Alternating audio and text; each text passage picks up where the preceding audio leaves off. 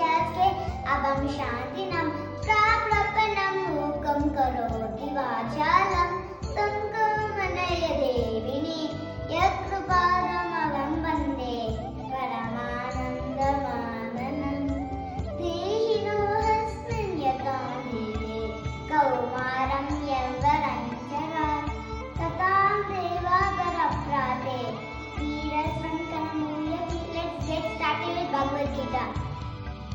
व्यवसायास्मिका पुत्री एकेहा कुरुनन्दना बहुशाशाक अनताशा बुद्धयोः व्यवसायिन्या न चायते नीयते कदाचित् नायं भूत्वा बहिर्वाम भूया अजो नित्यशाश्वतोऽयं पुराणो न हन्यते हन्यमाने शरीरे नैनं छिन्दन्ति शस्त्रास्त्री नैनं दहति पावकः न चेन्यो खेद्यन्त्यापो न शोषति मारुतः यामिमं पुष्मितं वाच्यं प्रवर